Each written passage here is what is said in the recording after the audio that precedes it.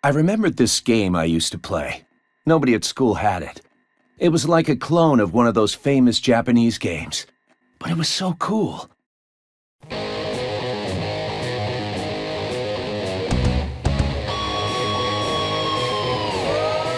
As time passes, it's getting difficult to play retro games. And if you're a game liker, you shouldn't be surprised that there's a vast amount of games you haven't played that's just asking for your attention. But if you don't have the system to play the game on, playing their library is difficult. Is what I would say if emulation didn't exist. This is technically part 3 of a video series, but we are shifting to Nintendo Wii games I wanted to talk about. So welcome to obscure Wii games that you could still play today, technically.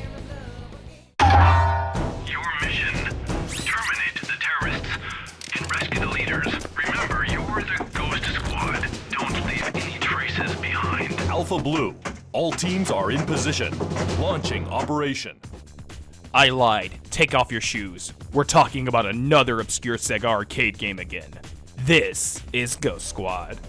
Developed by Sega AM2, this is a port of the Ghost Squad arcade game originally released in 2004, and later ported by Polygon Magic in 2007. Ghost Squad is a light gun game where you play as a special operative unit called the Ghost Squad, who are very covert in their operations. Go, go, go! The gameplay of Ghost Squad revolves around shooting bad guys in order to rescue hostages, saving world leaders, and taking down the evil terrorist organization. In Ghost Squad, the player starts off with an automatic rifle that can fire 3 shots at a time. It works very well as the basic weapon to play most of the game on, but your reaction time is what matters in Ghost Squad. The game starts off easy to put your guard down, but as the game continues, enemies pop up really quick, so by that point, you need to be active at all times. You can also choose to play without the cursor on Wii, which will give you more score. As you play through the game, there are only 3 missions, but the game is replayable because there are multiple pathways those missions will take you on. Similar to a railgun shooter like House of the Dead, where there is an extra pathway on every level. But in Ghost Squad, there is usually 2 or 3 pathways to go through, and these can lead to mini-games, more enemies to take out, or more hostages that keep getting in your way. There are only 3 levels in Ghost Squad, but whenever you complete a level, it will show you the path you took, and you can level up said level. Doing so takes you on a new alternate path that's harder next time you play, so it's encouraged to play these levels multiple times to see everything, and unlock extra content like new weapons, costumes, and more that you can use in the 4-player party mode. Matter of fact, going through the game the first time unlocks Ninja mode in party mode. In this mode, you become a ninja, you can shoot shurikens, and everyone else becomes ninjas. Even the boss and leaders cosplay as shoguns. And beating party mode unlocks the best mode in the game, Paradise mode. The entire Ghost Squad is given water guns, the doors are given a tropical theme, and oh yeah, all the enemies become women in beachwear. Perfect for this summer beach episode. Shout out to Kawacon, thank you for letting me premiere this here. How can you not love this game? Okay, maybe when your wrists are tired from swinging around so much. The voice acting, it's terrible. If you played a Sega arcade game, or if you played Shenmue, you will recognize a lot of the voice talent here. You saved my life again. Thank you. If you're more of a fan of the arcade version, I would recommend checking out the updated version, Ghost Squad Evolution, which also adds new levels, new costumes and weapons, and everything unlocked from the start. There was an arcade sequel called Operation Ghost, which is a bit easier to find, but unfortunately, it was never ported. We probably will never see another Ghost Squad because that is up to Sega Amusements, and AM2 is already busy with Virtua Fighter Crossroads. But I would like to see it make a comeback in the arcades. I love goofy Sega shooters that are challenging, fair, and fun to play with friends. So grab your friends and become part of the Ghost Squad.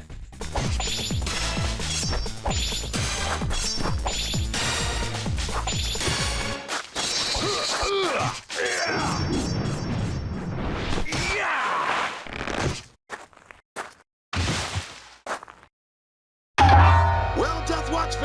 hope you enjoy your road rage fast and furious, because Jack's about to race down the nastiest stretch of pavement in Farragut City. This straightaway was a bitch even before it was modified for the game, but now it's a veritable highway to hell, littered with hazards, busted bridges, and motorized motherfuckers who'll drag you for a laugh. We gotta get it up. Let's go, y'all. Let's go, y'all. Y'all ready to ride? Y'all ready to fly? Y'all ready to live? Y'all ready to come on? Let's go. Welcome to MadWorld. The first game by developer Platinum Games, as they were originally formed from former Capcom staff, featuring key staff from Clover Studio and designers from Resident Evil 4. They wanted to make a statement on the gaming industry, with Sega allowing them to produce 4 intellectual properties, and their first one was one to remember. MadWorld is a game where you control Jack, a contestant on a TV show called Death Watch. In Death Watch, the objective is to kill and climb the ranks to be number 1 for the entertainment of those watching. There's a dark story going on with government conspiracies, a sickness that kills innocents, and there's comments about how all the public cares about is violence in movies and sex on TV, and how about those good old-fashioned family values? Too bad! I just stabbed a lamppost through that guy's skull and threw him on a fan of death! You gain points by killing enemies in order to reach the target score. In order to do that, you have to be creative in your kills in order to appease the spectators. Each level acts as a jungle gym of murder toys to just absolutely destroy your enemies. You're also equipped with a chainsaw arm, so that's helpful, but like, one of the first things this game teaches you is to put a guy in a tire, stab him in the head with a signpost, and then slam him 3 times on a bed of spikes. You can choose to do that for the rest of the game, but each level adds new items, weapons, and grinders to add variety to your murder spree. So the objective isn't to just kill, it's how you make your enemies suffer as much as possible to maximize your points. At the beginning, it shows you how much score is needed to unlock different weapons and items, and a bloodbath challenge. The bloodbath challenges have a unique twist on the killing formula, whether it be shoving enemies into fireworks or launching enemies onto... Am I allowed to show that? Then, once you reach the target score, the boss is open. Every boss is an intense one-on-one fight that has a gimmick that the player can learn with brutal QTEs and finishers. The game uses motion controls, so I heavily recommend using them because nothing is more satisfying than pulling off these motions yourself, especially when ending a boss fight.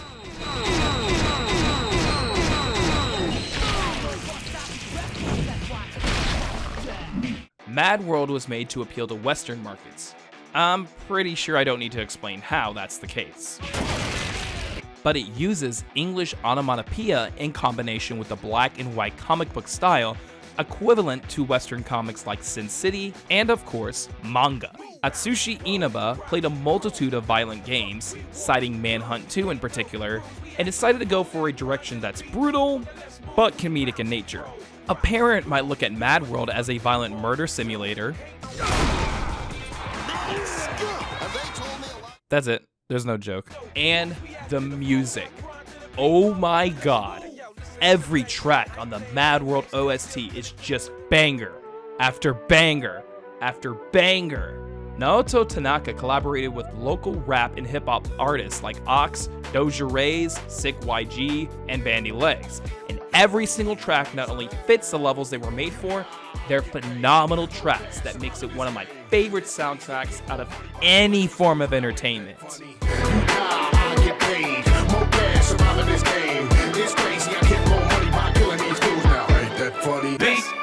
Until we falling out, breaking the law, we out of control, we down the road. If y'all wanna get it up, then let me know. If we can put it on blast and tell it. What you want from me? Really, really want from me? You don't know me, nah, you don't know me. Yo, I'm fly, I'm the female boss, I'm #1. Voice acting is also praised for MadWorld because while Steve Blum is a great gruffy voice for Jack Kamen, the standout actors are Greg Proops and John DiMaggio, who are the play-by-play commentators, Howard Buckshot Holmes and Crease Creeley respectively. If you ever wanted to hear Bob the Builder and Jake from Adventure Time talk about their scrotums, this is the game for you. I can tell you from experience that those happy pills work even better if you grind them up and inject them into the folds of your scrotum. I'll give you $1 if you can tell me one thing that isn't better if you grind it up and inject it into the folds of your scrotum. Haha, you got me! This game is amazing, so of course, no one bought it. It's a game that always reminds me of Christmas since back in high school, I got it during that time and went through the game every Christmas going forward. MadWorld is the best $3 I've ever spent in my life, and it was popular for bargain bin Wii owners such as myself, who wasn't playing the newest Call of Duty at the time. Despite Sega saying MadWorld and their other mature Wii titles were a commercial failure, they still liked Platinum enough to extend their contract for an extra game that was a sequel to MadWorld, Anarchy Reigns.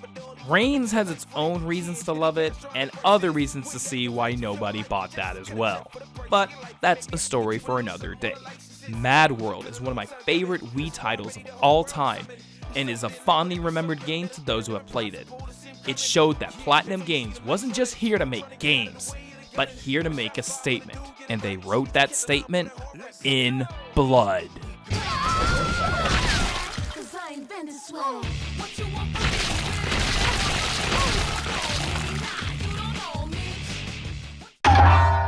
Who was that guy? One of the soldiers sent after you. What do we do now? Now we run like our lives depend on it. Because they do. One man's trash is another man's treasure. This is Sin and Punishment Star Successor by Treasure. Sin and Punishment Star Successor is the sequel to the Nintendo 64 rail shooter that takes advantage of the Wii's IR aiming to push Sin and Punishment to the next level. Playing with the Wii's aiming is the preferred way to do so, as it controls like butter. With the movements you can make with your wrists, the Wii can showcase that on the screen, and it makes for some satisfying and hectic gameplay. If you've ever played a Treasure game, they are known for their high difficulty, amazing graphics, and their multitude of tough-as-nails boss fights. But the thing is, during the development of Sin and Punishment Star Successor, Treasure was designing the game as they normally would, with Nintendo GameCube controls, and to balance the game around that controller. Treasure at the time considered the game too hard, and that the family-friendly, cuddly Nintendo wouldn't approve of its release and tell them to change it to make it easier. Then, when they sent it to Nintendo, the feedback that they got was that it was too easy. Nintendo's staff had been playing with the Wii Remote and Nunchuck, and due to that, they made the game harder to align with those controls. There are two playable characters, Issa and Kachi. They control seamlessly as they can fly, shoot projectiles, and do melee attacks. Issa has a manual aim, and Kachi has an auto lock-on. They differ in their special attacks, as Issa's charged blast hits enemies around the blast, and Kachi can target multiple enemies with her missiles. Both characters are fun to play as, and beating their campaigns allows you to select them for manual or auto aim, or play as them both together. When you play Sin and Punishment Star Successor, you get into a zen of gameplay. Everything just feels good to play due to the controls, and sounds good from the grunts of the enemies, the charged blasts, the voice lines of the characters, collecting medals, and juggling what's going on screen with a techno soundtrack that's blasting dope tunes to get you locked in for every fight.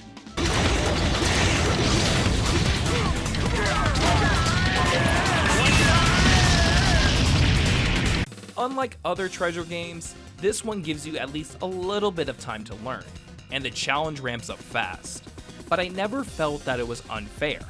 Like previously stated, Treasure games are known for their challenging difficulties, but the more you play them, the better you get.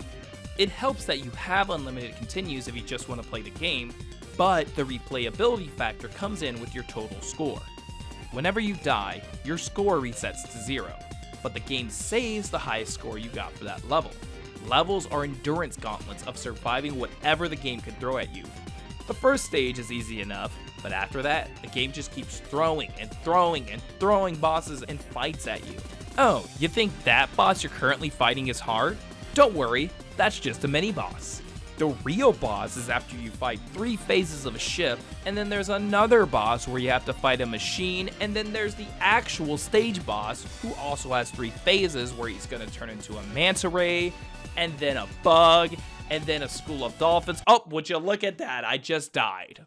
Welcome to Sin and Punishment. Luckily, after most bosses, if you're able to find it, they will give you more health. So my advice is learn the patterns and don't get hit.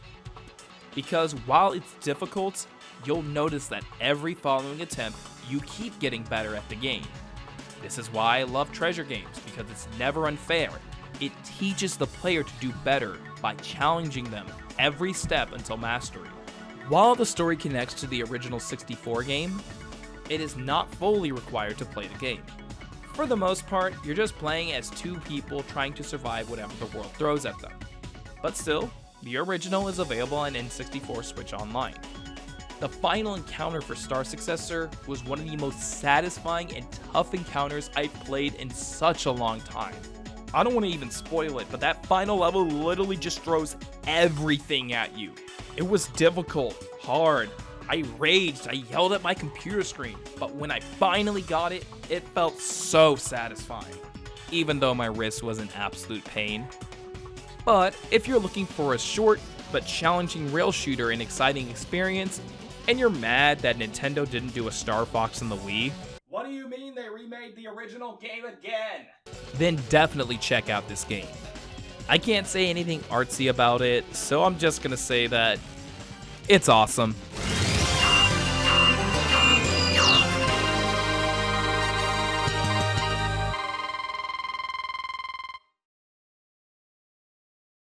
That's the moment when you'll realize the truth.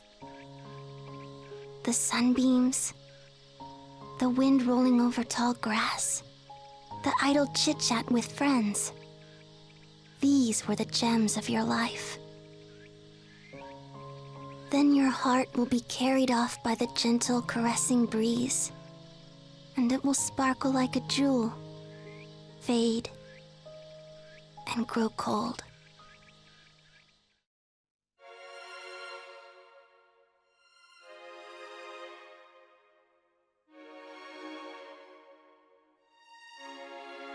Fragile Dreams, Farewell Ruins of the Moon is a game about being alone. Out of all the games I've mentioned so far, this is definitely the most tonally different, but Fragile Dreams is not a game that got the chance to shine. The game itself is an adventure game that leans into survival horror, with scary monsters, limited inventory space, and even breakable weapons, but the overall difficulty is simple. Exploration is the main focus of Fragile Dreams as you explore dark areas and buildings, with your flashlight to guide you along the way. The player uses the Wii remote to explore the world with a flashlight and battle paranormal ghosts. While the combat isn't something to write home about, I love the pattern of it. Sure, you have projectile weapons and different AoE weapons, but fighting monsters is as simple as timing attacks with a 3-hit combo. Instead of mashing out any attack, you time it to a pattern for the most effective strikes. Some enemies have invulnerable states, so there is a slight puzzle element to the combat. My favorite thing about the enemies are the designs themselves. Since these are paranormal ghosts we're fighting, some of them can look a little goofy, but most of them are pretty creepy. But by the way they move and act, you can tell that there's sadness and regret behind it. As you explore the dark catacombs of a post-apocalyptic Tokyo, you will come across items you can't identify. That's what the fireplaces are for. These act as your save points, and sometimes shops. Every once in a while when you're at the fireplaces, a merchant with a chicken head will just show up. And first I'm like, oh god, he's gonna show up every time I reach a save point? This is gonna be so annoying. To, oh god, oh Jesus, my weapon just broke and unprepared. Please, merchant, I need you, merchant. I just want to buy another stick so I can fight the ghost. Can I be unprepared? Oh, there he is. Something I really like about the exploration of Fragile Dreams is that music is used very sparingly in this game. Sure, the game has an original soundtrack, but when you're in these dark, damp, and empty places, the only things you'll hear is the quietness of the world and those left occupying it.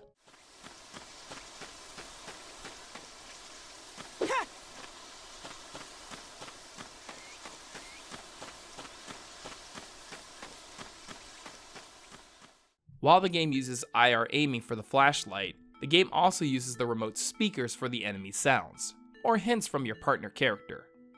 Also, if you like cats, there's a lot in this game. The game was developed by Crescendo and Bandai Namco Games. If you've ever played Eternal Sonata on the PS3 or Xbox 360, it's the same people. With Crescendo's experience when developing Eternal Sonata, they were able to make impressive graphics for the Wii console in 2009. The game uses an anime-inspired art style, but focuses on lighting effects to elicit the feeling of loneliness in the world. The game's director, producer, designer, and writer, Kentaro Kawashima, is mostly known as a programmer in the industry, working on titles for Konami, Sega, and of course Bandai Namco, and this was the only title he had full creative control of. Fragile Dreams was his passion project ever since 2003, and with the tech that the Wii offered, it was the perfect opportunity to get the ball rolling. Fragile Dreams' story starts off simple enough as you play as a boy named Seto who's in an empty world trying to look for others after his grandfather has passed. He encounters a mysterious girl whom he chases throughout the lands by following her cryptic drawings. While he's mostly alone, venturing into the world makes him encounter characters who accompany him on his journey, and other civilians who never fully passed on. And, Ghost. This is why some items contain the memories of the people who inhabited that environment. There are multiple short stories to find in the world of Fragile Dreams, and it's your job to find and put together the pieces to learn about this broken world. If we worked without ambition, spent our days with time on our tails, never thought we were happy, and will now disappear without leaving any memory, then what, just what, was the point of us? Around 19 different writers, including Japanese fans of the game, wrote 22 short stories for the player to discover.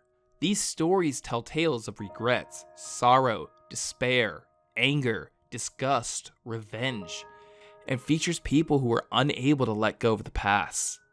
But it showcases the beauty of those feelings. It showcases why people are human, and why communication with others is important. Fragile Dreams isn't a perfect game at all. There are times where the combat can feel stiff, there are some fetch quests, it can meander, and I wasn't vibing that much with the English voice acting.